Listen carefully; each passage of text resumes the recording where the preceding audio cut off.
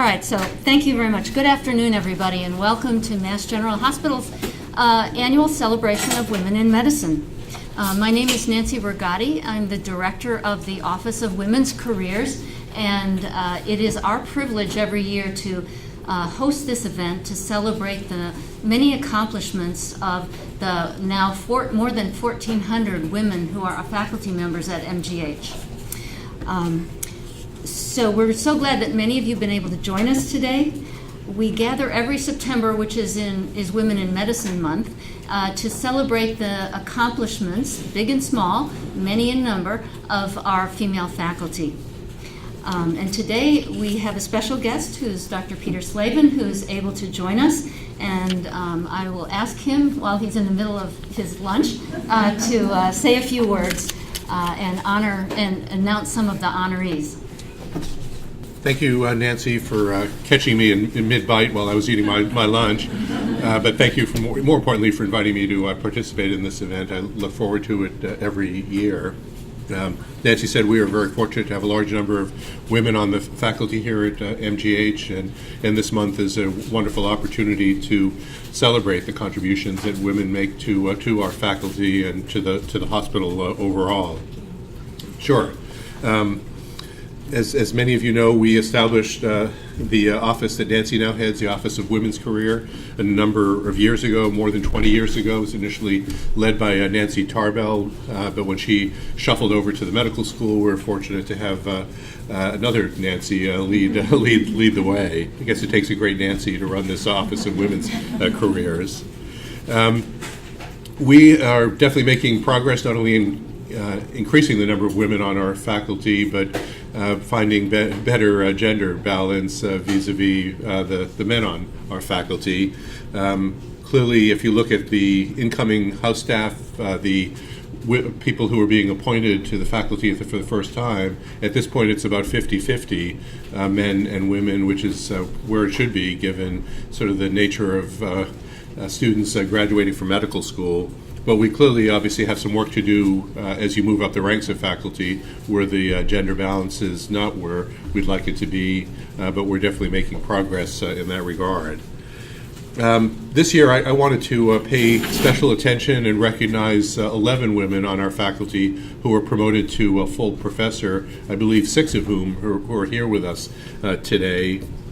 Obviously, becoming a full professor at any medical school, particularly Harvard Medical School, is a real challenge, a great professional accomplishment, and we're thrilled that 11 women achieved that recognition at HMS, and I wanted to read their names. The first is Galit Alter from the Department of Medicine. I don't think that Galit is with us today. Next is Miriam Bradella. Miriam from the Department of Radiology. Please raise and be recognized. Next is Tanuja Chitnis from the Department of Neurology. I don't believe she was able to join us today. Next is Marie Mino Knudsen from the Department of Pathology. Marie, congratulations. Next is Lawrence Ram from the Department of Surgery. Congratulations. Next, Heidi Ream from is a professor of pathology. Thank you for being here. Colleen Ryan from the Department of Surgery, the burn unit. She's not able to join us. Pam Schaefer from radiology. I don't see Pam with us today. Alice Shaw, Alice from the Department of Medicine and Hematology Oncology. And Alice's partner in crime, Jennifer Timmel, also in the Department of Medicine and Thoracic Cancer Division within the Cancer Center. And then Elizabeth Van Cott, also from pathology. So please help me again congratulate these 11 women for this great achievement. So I hope you have a wonderful event, a wonderful month. I'm going to stick around for a little while and finish my lunch and see some of the remarks of the speaker that you're going to be welcoming. But thank you for including me in this program, and thanks to all of you for what you do here at MGH every day. We really appreciate it. Thank you. Thanks, Peter. And congratulations again to our professors. There are other accomplishments. We can't go through everybody's accomplishments of all of our women because we would be here all day, and we don't have time for that because we're busy women. But I would like to acknowledge a couple of other special awards. One is the Claflin Awards, which are internal awards that MGH offers to women to help them sustain research productivity and career trajectory during the time when they're raising a family. MGH internally funds these and has given over 110 of them over the last 21 years. And many of the recipients have risen to high positions, including one or two of our professors. I'm mentioning it partly because the application for this grant is currently open. It just opened, and it's going to be open until early December. It's something that would be funded for next June. So if you have a child and are working here, you're eligible to apply for this, so I would encourage you to think about it. I would just like to acknowledge our 2018 winners, some of whom are here.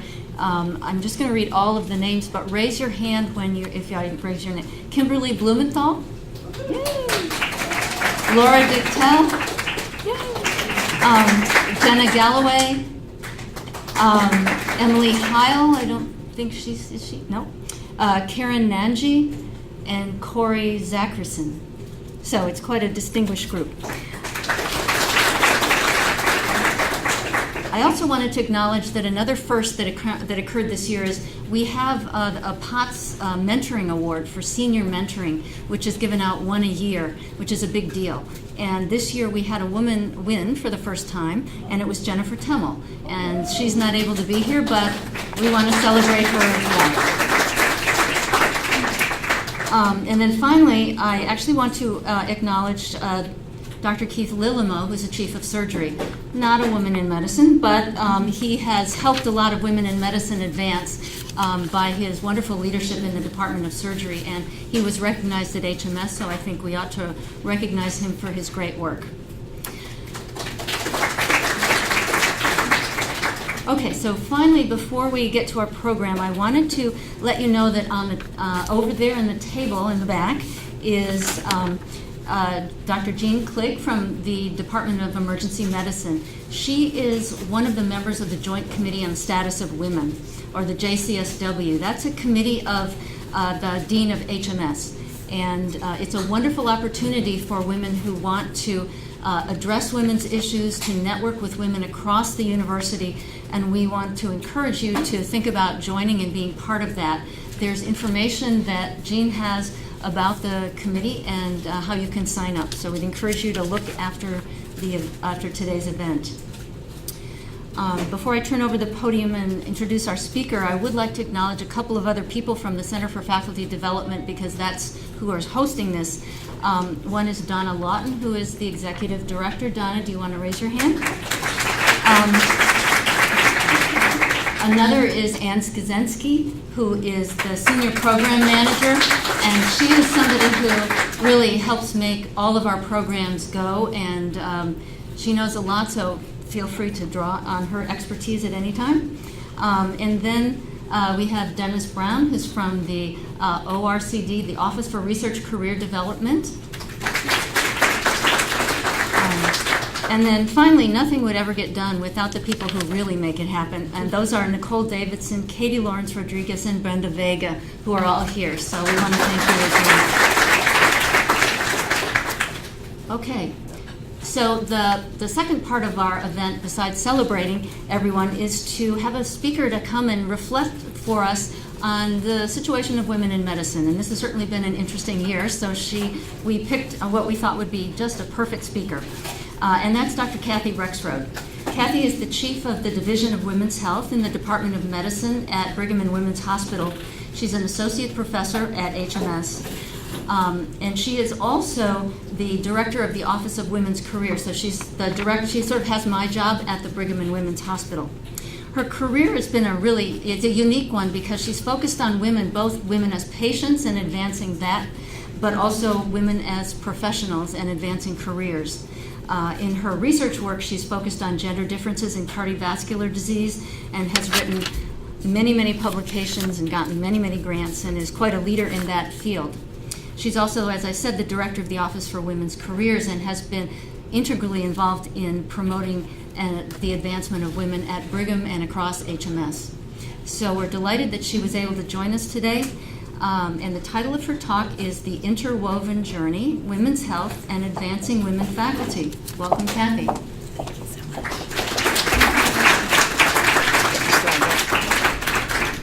Thank you so much for that kind and warm welcome. It was really encouraging to look across the community here and to recognize a lot of faces, partners in terms of residents and trainees that go back and forth between the Brigham and the Mass General. It's really nice to see a lot of people from our dual paths. 1 second. So it's really a pleasure, and I have no disclosures except that I'll be speaking frankly about my own experiences. It's a pleasure to recognize the accomplishments of so many women, including the new women full professors. And I'm going to intersperse my talk with photographs of my collaborators, as well as a few role models, some of whom I didn't know before I wrote this talk. And in the world of unconscious bias, there's a really strong literature to say that counter-stereotype images, for instance, of women leaders, particularly in medicine and science, have a very powerful effect for both men and women in undoing the unconscious implicit bias towards women or between men and leadership and men and science in a way that promotes a positive image. And the photographs in the lobby of women in medicine at MGH is one way to do that. And then, as I said, I'm going to be highlighting a few. One that I discovered in honor of Women in Medicine Month that I'd like to start the talk with is Rebecca Lee Crumpler. She was the first African-American female physician in this country. She graduated in 1864 from the New England Female Medical College here in Boston. And in her subsequent work, moved to Richmond, where she worked in the Freedmen's Bureau for Freed Slaves, addressing medical care of men, women, and children. Came back to Boston and did work with indigent populations. And her textbook is among the first medical publications by African Americans. And I call out these names because I want them rescued from history. I want us to, in addition to Elizabeth Blackwell, have a few other arrows in our quip for recognizing we advance on the tales of women who really were first in so many ways. So I'm going to sketch today an interwoven journey, and I told Nancy and Donna this is actually harder than I thought, because I give talks about my research all the time, and I give talks about women's careers, and I haven't tried to fuse them. So there may be moments it's not entirely successful, but it was my chance to reflect on my personal career progression, and my research in women's health, my work in advancement of women faculty, and what they share. And to me, they really speak to why we need to encourage women in medicine and science, because it matters for clinical care and it matters for the generations behind us. So I'm going to start with just some formative experiences of why I think I got to this place. And that started off when I was an undergrad working in Philadelphia with a group called Women Organized Against Rape or WAR, and working as a rape crisis counselor. Those experiences of hearing the disproportionate share of sexual and interpersonal violence for women really were foundational to me as I moved on to medical school. I went to Case Western, and in 1989, our Women in Medicine group took a bus from Cleveland, Ohio, to the March on Washington for the March for Women's Lives. And I mark that as emblematic of also the conversation within the medical school that was going on around women's health. So it was a time where our professors absolutely used the 70-kilogram male as the example, and women's health was kind of bikini medicine, and there were very few examples other than that. But I found a community of support, and one which engaged our professors, the curricular committees, to say, how can we move beyond this? How do we change our exposure? And I would say that dialogue hasn't finished. Those conversations are still going on. But that really was pivotal for me in sort of finding that expression for how do we represent all of medicine in our curricula, in our clinical work. And then lastly, I did my residency at Brigham and Women's Hospital as a primary care physician. I had my clinic at Harvard Vanguard, and it was predominantly a women's clinic, women's health type clinic. That was my interest. But I was constantly butting my head against the lack of evidence-based medicine. This was in the early 1990s. There was no data on aspirin in women, no data on hormone therapy in women, no data on cholesterol-lowering outcomes in women. And it got my feminist streak, I guess I could label it that, a little hot and bothered that there wasn't that data for treating over half of the population. And I sought out a research fellowship program at the Brigham, and one of my first tasks as a fellow was to help recruit women for the Women's Health Initiative. And one of the arcs that I really appreciate about my own research is the last bit of research I present to you will be my work in the Women's Health Initiative, coming out this past year. So that was my early formative experience. And the message to women as we were recruiting was, be a part of the answer. We need to learn how to treat women better, and we want to be part of solving that. And I would say those are the streams that led to sort of my career interests. I did not expect to become a researcher. I actually thought I would become a clinician educator, but that experience of trying to be a part of that answer and understanding what's different for women really captivated me and led me down this course. So my first research project as a fellow was working with Dr. Joanne Manson, who I owe a tremendous debt of mentorship.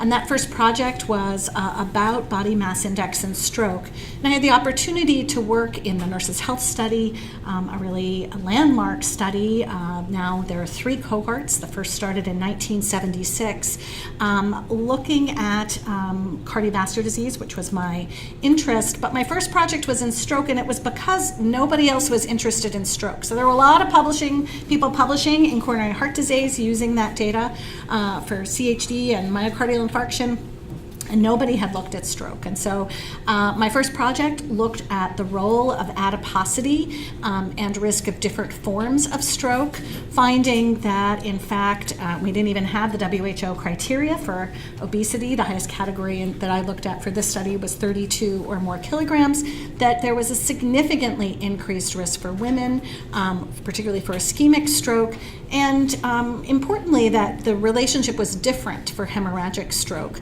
Many of the prior studies had either been a fatal stroke or total stroke, and so understanding the way in which risk factors might differ by type of stroke, and perhaps for women versus men, though the study didn't particularly describe that, was the real contribution of this work. And the theme that sort of emerged from this was how the fact that there was some room, that nobody else was doing stroke within the Nurses' Health Study, became an opportunity. And I wasn't anticipating studying stroke, but as I looked, the lack of data really propelled my interest forward. And it has been really probably the largest portion of my scientific contributions over the last 15 to 20 years. The second project I was involved with just at the end of my fellowship built on those observations around body mass index and thought about, does it matter how fat is distributed? And this is often thought of as the apple and pear, or is it just total adiposity, or is it the distribution? And in this work, again, based in the Nurses' Health Study and working with Janet Rich Edwards, who now is my colleague in the Division of Women's Health, but was a mentor to me early on, we examined the separate and joint contributions of body mass index, waist circumference, and waist-hip ratio, and found a significant gradient of increased risk with increasing abdominal or androgenic adiposity and cardiovascular disease in women. And that was true sort of looking across each tertile of underlying body mass index. And this really led to my subsequent research for many years looking at the influence of sex steroid hormones, androgens, adipokines, and what factors might mediate that. And really, I guess the lesson here is that what was initially an opportunity really led to a whole line of inquiry. And I'm sure if we talked with the full professors here in the room, one discovery leads to other paths. And I might not have been able to predict it going forward. Going back, I can create a narrative. And often you're at a place in your career where you don't know the narrative yet because it hasn't occurred. And I guess my message is one of, following those opportunities.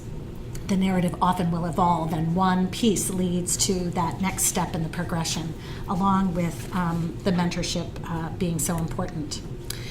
So disease paradigms have often been based on men, and this is work from the Rotterdam study. And here in blue is cardiovascular disease incidence in men, and in red, cardiovascular disease in women. And I think all of us know there's a 7 to 10 year lag for cardiovascular incidence rates between men and women, represented by that black vertical bar.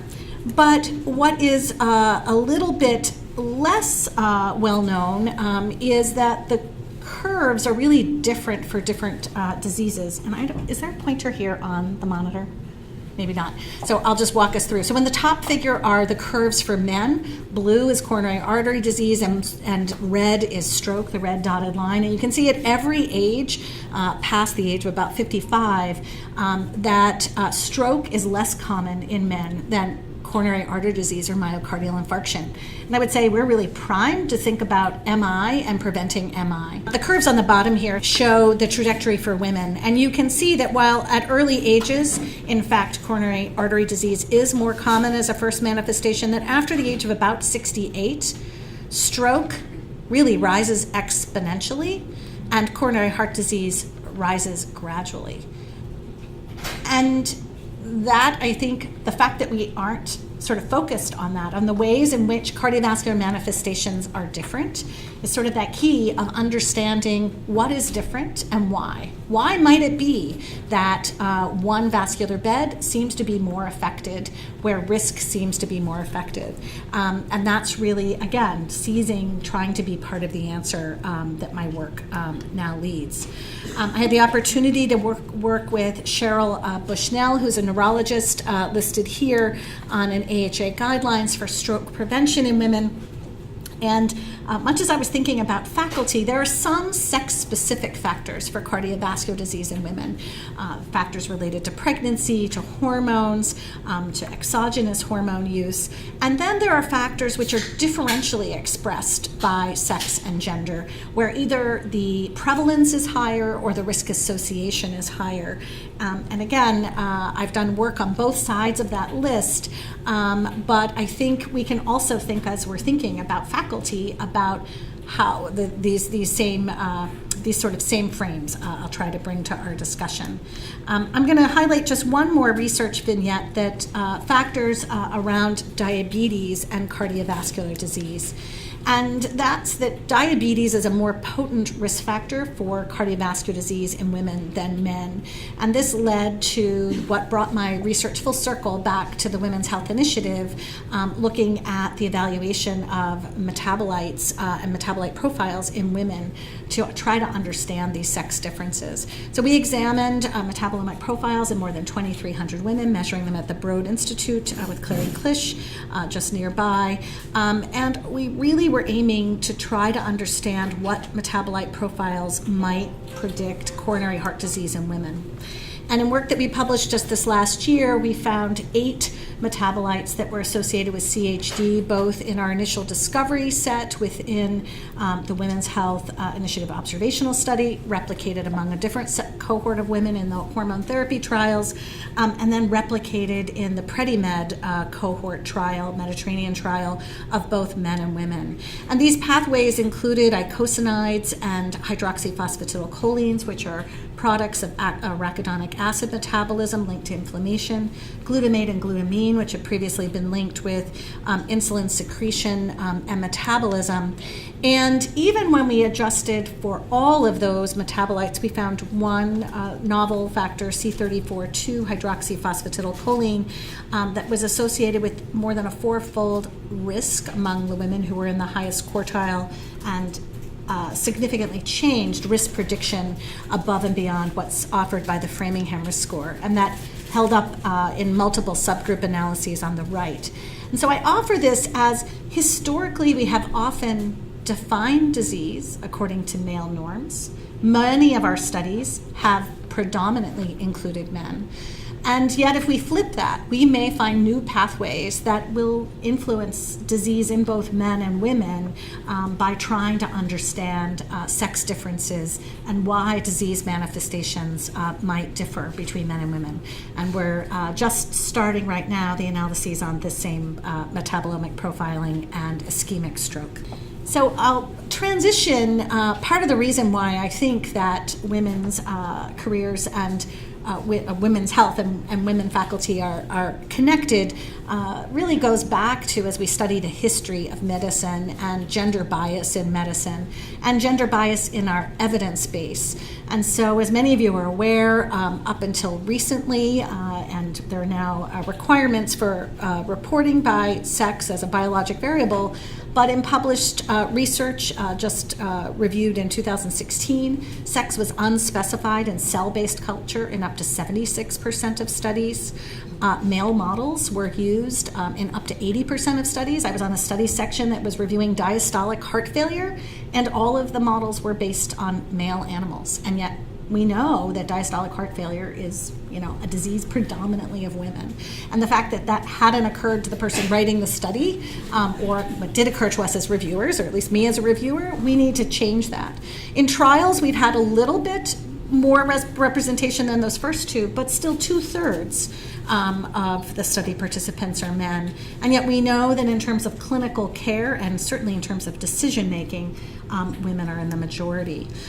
This recent work looked at rates in the dark bar or the black bar of women among the deaths due to a particular disease category compared to the gray bar on the left-hand side, women in randomized trials sponsored by our National Institutes of Health, and found that there was a great disparity between the actual prevalence and how many women are being included. And in a paper that just came out in JACC just a few months ago, they found that women's representation in trials for heart failure, coronary artery disease, and acute coronary syndromes were all substantially and significantly below their prevalence estimates. So we've been having this conversation, and inclusion of women has been mandated for quite a while.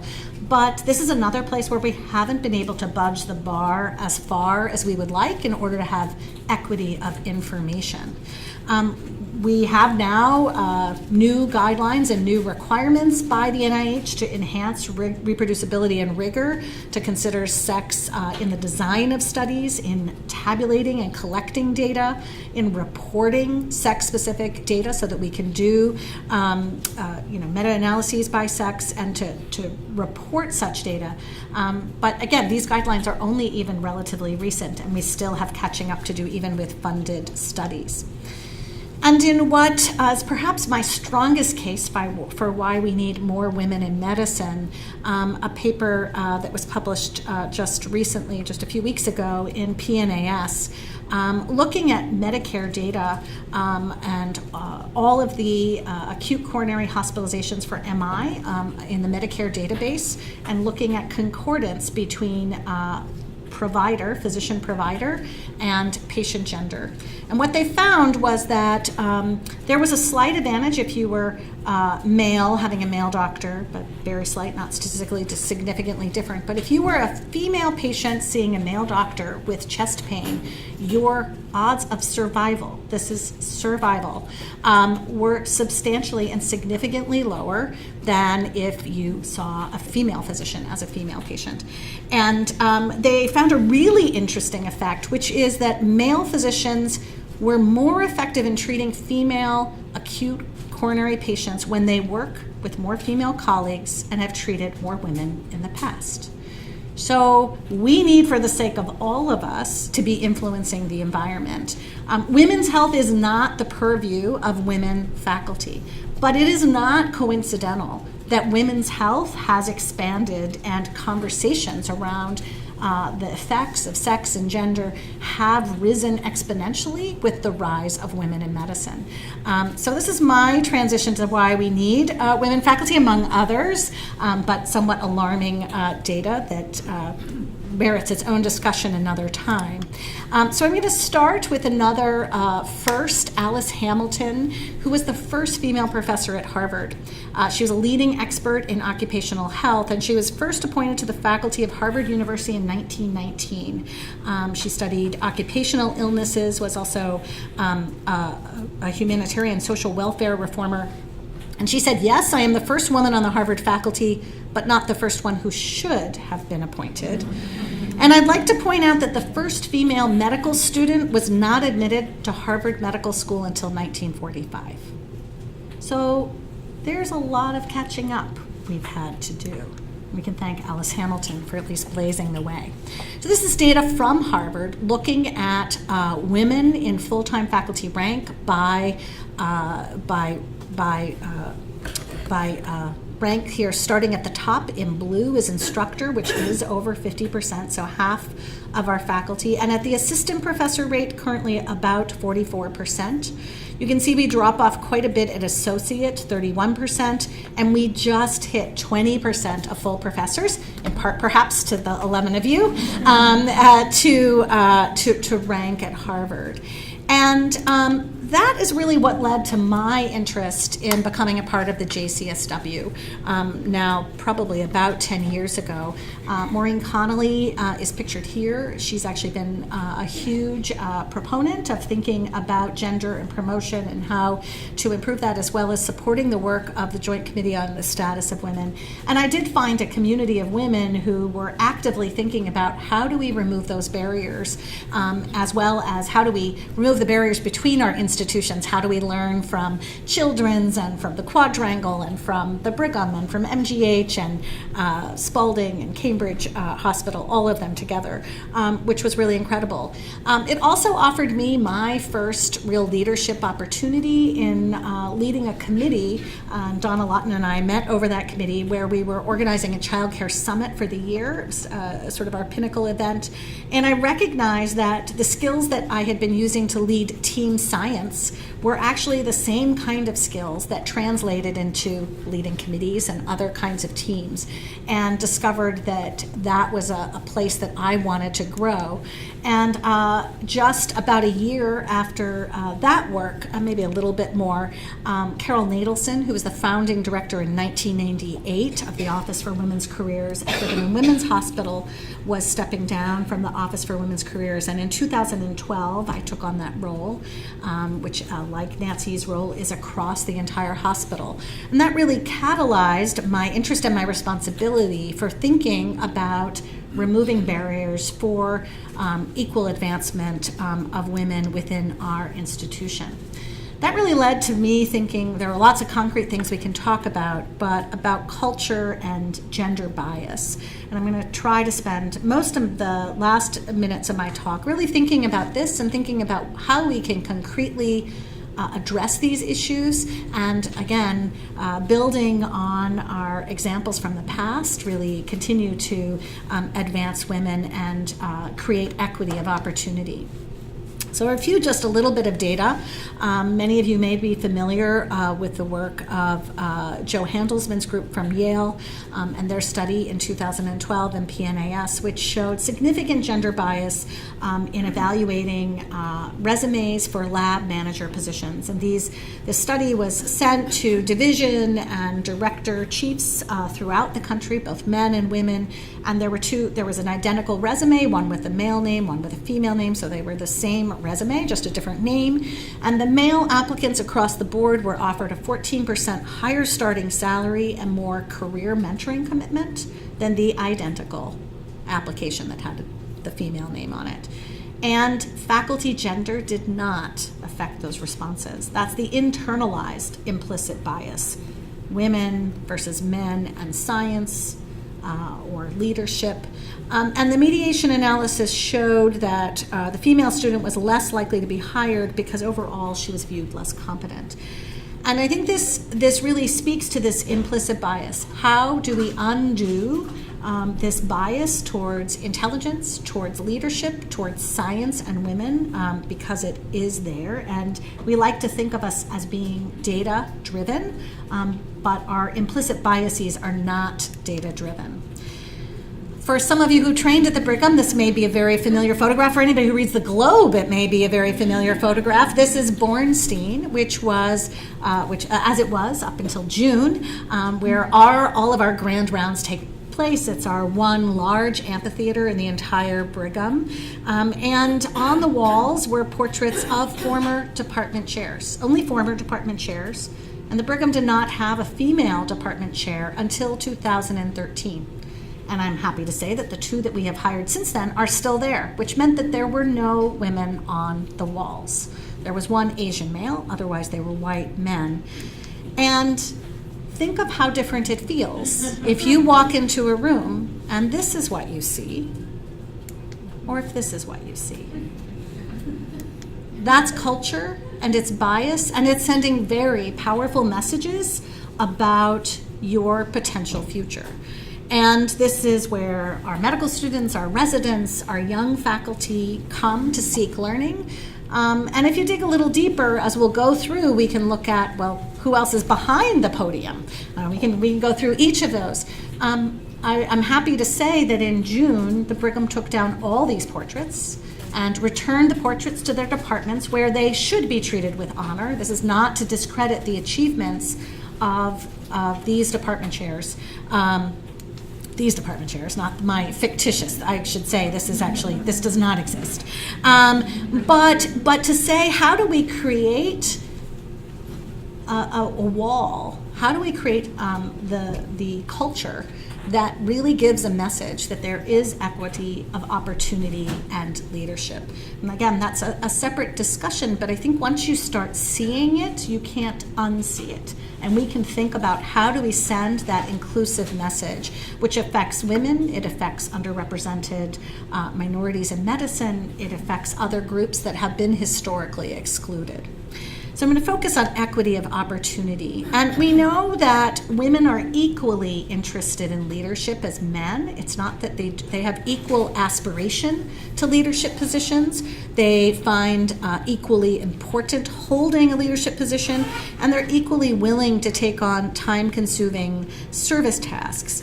And we have examples. This is also from the Boston Globe. Katrina Armstrong, Betsy Nabel, Terry Inder, Paula Johnson, and Jessica Dudley, some very prominent female leaders in our midst. And yet there is this strong implicit and sometimes explicit bias around women in leadership. So what can we do? Well, I think there are a number of places that we can sort of tackle to try to correct where we are and get to the place where we would like to be, which really is equity.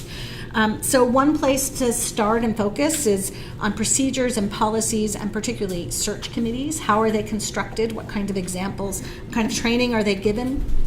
What's the gender balance like? The European Commission has mandated representation of women on boards. We are woefully, I think we're at 3 to 5%, don't get us started on American boards of companies, but it's not enough just to have one woman.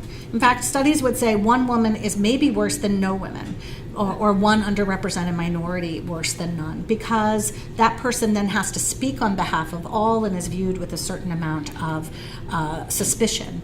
So you really need 2 or 3, or ideally 40% at least of the makeup, or should we even say 50-50 if we could, of the participants to be of both genders.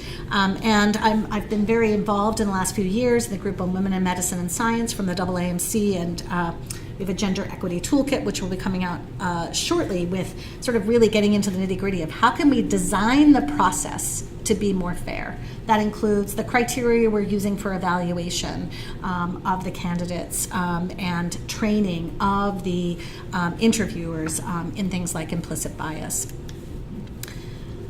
Again, once you start looking at the representation of women, there's the example of on the walls, but then all the other places in the messages we're given about influence. What's the representation of speakers in grand rounds, in departmental seminars, in the national meetings that you go to?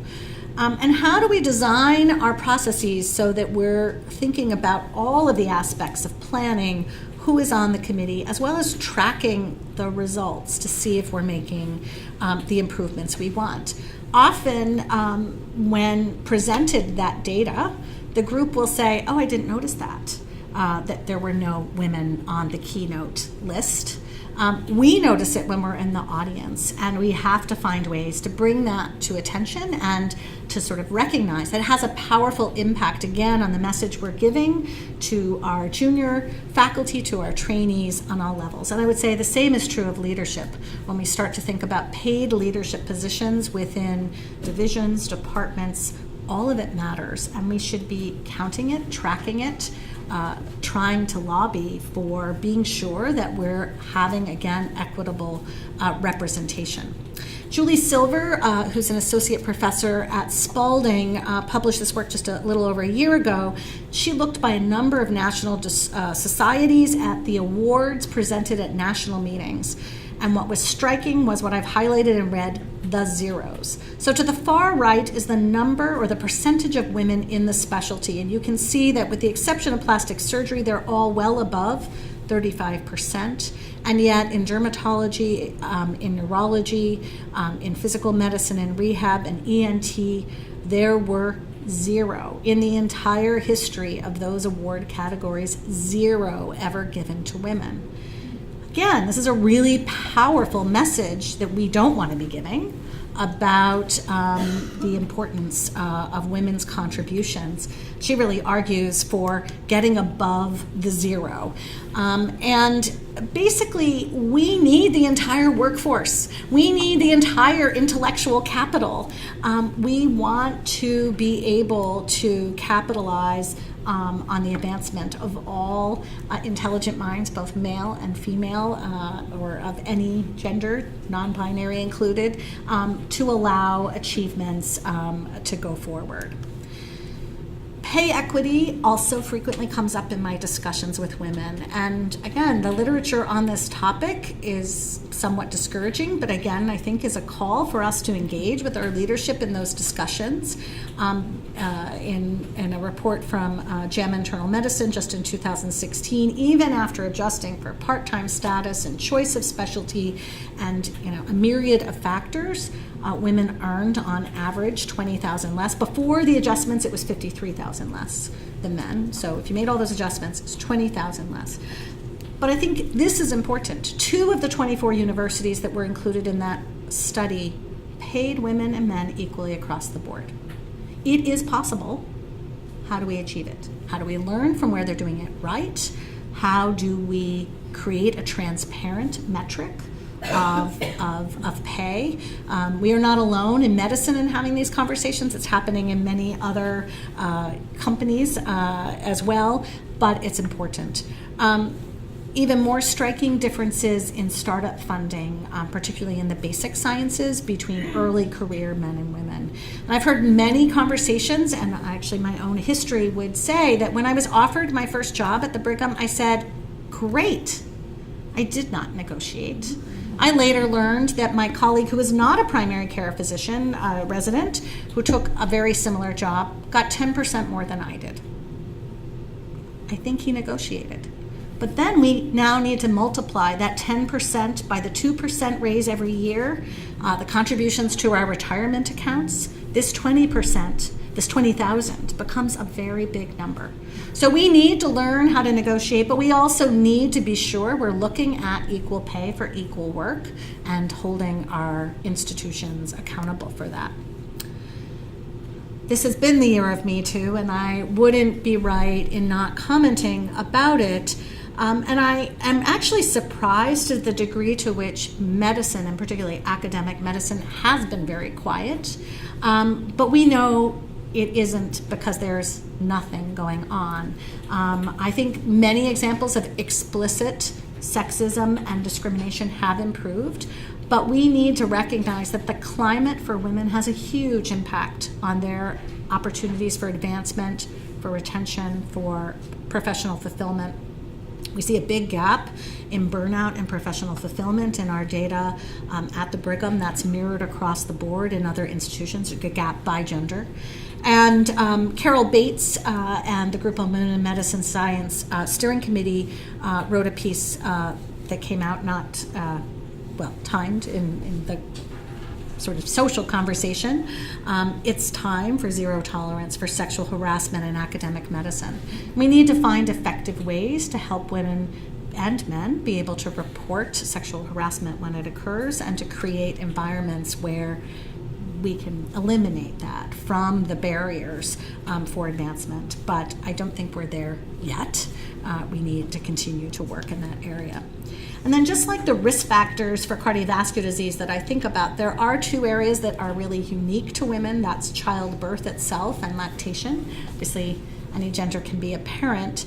But in terms of addressing those, and in fact, I know both of our Office for Women's Careers in some ways sort of started from conversations around those topics, but it's important not to let up on being sure that policies are transparent to help parents stay on track after having a child, that parental leave policies are clear and fairly applied, that having that extra support during parental responsibilities, which does have a negative impact due to our cultural gendered expectations around role responsibilities to a large degree, do not impact adversely the career of women.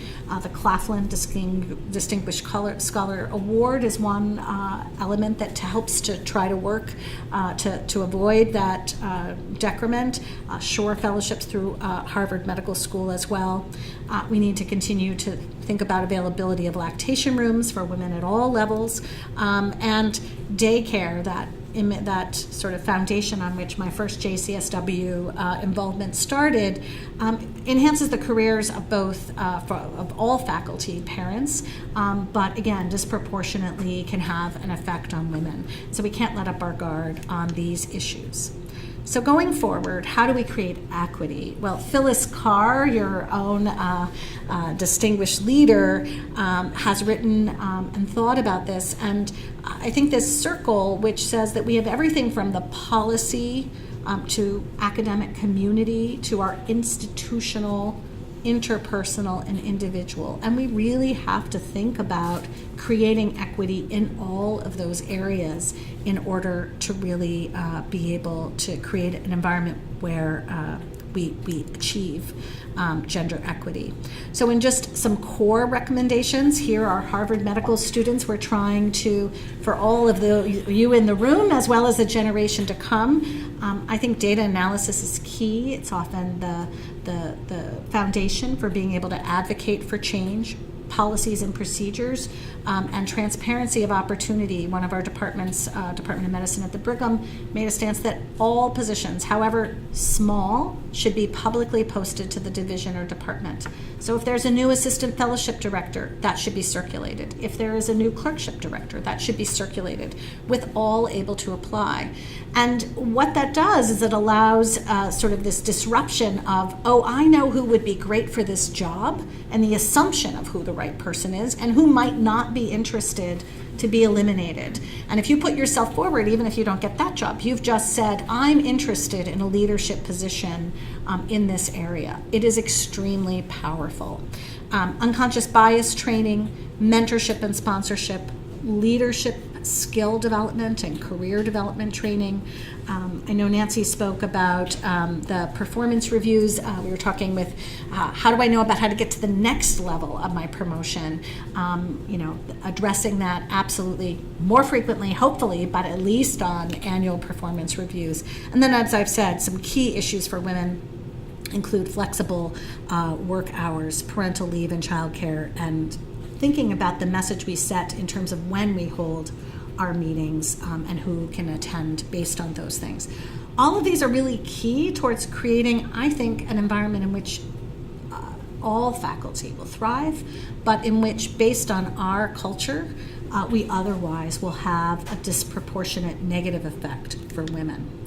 So we can create change. As I said, examining data often is powerful. Presenting the data on speakers, the data on awards, implementing change, and then tracking response. This is, the do, act, measure cycle.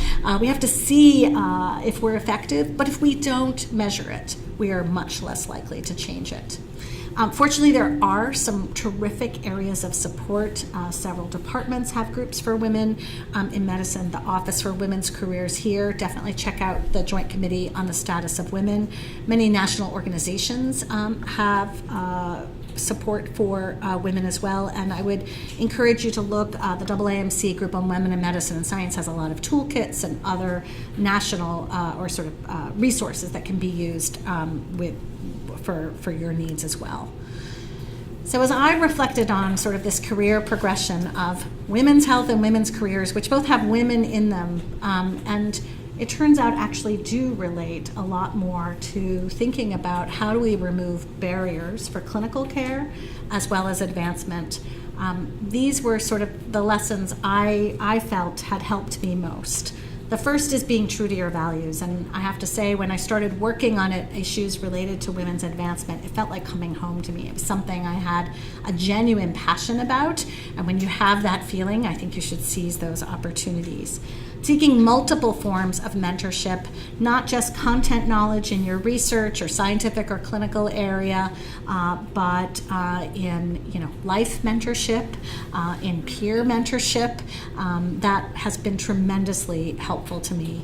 Thinking about how to grow your network, how to expand things like this that expand across departments or across institutions, thinking about your national networks, all of those are helpful and have provided opportunities for me.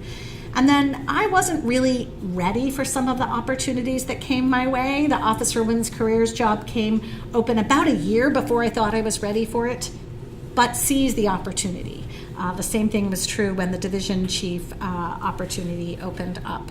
And then I think in terms of accomplishing change, it's about creating allies. And those allies are both men and women. They're people below us on the training scale, and those in senior positions of leadership, but creating a movement towards change. So I'd like to thank the Office for Women's Careers here at the Mass General, as well as the Center for Diversity and Inclusion, where we reside at the Brigham, for those many women pioneers in medicine and science. To my family and colleagues, here we just conquered Angel's Landing in Zion National Park last year. I think that's a metaphor for much of this work. And to all of you who are committed to forging a more equitable future, thank you so very much. So thank you very much, Kathy. I recognize that it's 1 o'clock, so some people may need to leave, but we actually have the room until 1:30. And so if people would like to ask questions, make comments, please feel free to do so. Please. Thanks for that great talk. I wanted to ask your opinion, since you're leader in really in women's health. What can we do to improve the fact that there's no woman positions either in Congress or in the Mass legislature, when obviously we're a big part of the economy, we're a big part of the healthcare, we're half the population? What can you suggest to improve that? So I think that's a great point about how do we improve, and just you were specifically focused on Congress and the Senate, right, or elected officials. And, I think that we as women have to become more politically involved. There has been a great swell of women running for public office in this past year. There has been a tremendous groundswell in women running for elected office. I think that it isn't a common path, as you say, for medicine. It's not that common among male professionals, clearly more than for women. And I think we need those examples. I think we need to figure out how to help propel candidates forward and to be more involved in lobbying efforts and in political activity, which is often that step that leads to that. So, for many people, an initial opportunity of an elected position within a town might be what then, led to the legislature. So figuring out how to sow those seeds, I must say, I don't know, except that we've got to make it happen. We've got to talk about it. We've got to encourage people who we think would be good to do that, or think about it ourselves. Just so everyone knows, gets to know you. I'm a colleague for them. primary care doctor at MGH Chelsea. So I have a sort of a comment and a question. So in primary care, now we pay by panel size. And I see that this could have an impact on women in that when I see 80% female patients who take more time to see. I saw a male yesterday for a physical, it took me 15 minutes. I was like, wow, that was just such a right. But the other issue is that men often have nurse practitioners in their physicals, and so that allows them to have a higher panel than we can have. And they've said that they're going to account for this, but kind of how do you see me or us holding the leadership accountable to make sure that this new sort of payment model doesn't adversely affect women? So I'm also a primary care physician. Looking at what I do, that wasn't mentioned, but I am a primary care physician at the Fish Center for Women's Health. And the first is presenting the data that you have and that is very well established, which is women on average take longer with their patients, both men and women. They see a much higher proportion of women. Women's visits take longer, whether by male or female providers. And there is a cultural expectation of different behavior by gender. And so it is somewhat worrisome that sort of tied up in our reimbursement model and the things that I described really didn't account for that, the pay gap, that those factors are sort of not baked in. So there could be some accounting for predominance of women in a practice, recognizing that they have more frequent visits because the absolute visit number is higher for most women in a practice than men. And I think we do have to hold leadership accountable for what is that impact. And we may need people to help us with the modeling to say, and if I had this exact same panel and this exact same number of visits, and I had, a mix of 50-50 versus 80-20, what would that look like? And really, is that what you're trying to do with this payment model? Say that if I see women patients, I make less. I don't think we can change it unless we can actually show that and have that conversation. And I think we should be. The Brigham, at the current time, does not include panel. It's going to be included as one of a number of factors coming up. But even historical RVU billing, this was baked in as well. So if I'm taking 15 minutes rather than 12 and a half minutes, I'm going to see less patients, or I'm going to have a lot more work left at the end of the day, whereas my colleague got their notes done during the day. So all of these are important trade-offs, and I think they really do have a huge impact on these issues of wellness and burnout for clinicians, and it's something that I think both of our institutions are taking very seriously right now. That gap by gender is highest for women clinicians, and I think it really directly relates to some of these factors. So I think we need to name it and then really try to have the conversation and show that otherwise we are really, creating an inequity. Oh yeah, please. It's not a question, it's just a comment. Yeah, conversation is great. I think on one of your slides you asked, like, what can we do or what are we doing? And one of the things, so I co-direct one of our fellowships. I'm Julie Silver's colleague, and I actually wrote one of those papers with her. But I co-direct our brain injury medicine fellowship over at Spalding and MGH. And one thing that I requested this year is that we don't have photos of the applicants because of our obvious, everyone's biased, right? And so I didn't want that to come into play because in the past they've printed out these giant photos of the applicants, and I just feel like that's very irrelevant. I'd love to blind to names as well because that obviously tells you a lot, and we know that there's great data with ethnic sounding names versus not, but ACGME or doesn't blind you, but I actually still, I'm going to push for that next year anyway, that our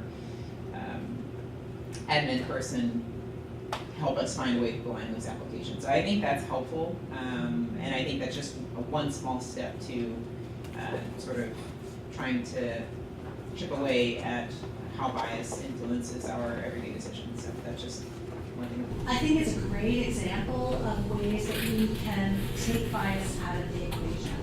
How do we sort of take out that step that might be influenced by gendered pronouns within an application, by the picture and assumptions that we don't even know are being triggered by that. And I think those are really powerful examples. Again, when we can think of a way that we sort of take it out of the equation from the get-go, I think that's really our best defense. And I agree. I think we can get ACGME to work, on how do we create a file that would not be gendered and not be identifiable by race, ethnicity would be really helpful. There are certain things that's a little hard to purge. The likelihood that I'm involved in JCSW as a male is not as high as a female, even if you find that. So it's not 100%, but I think it's a really important example, and we should be looking for them all the time of how do we take it out of the equation. Thanks so much. Okay, so thank you all for coming. Thanks to Kathy for a wonderful inspiring talk. Thanks to our professors, and enjoy the rest of your day.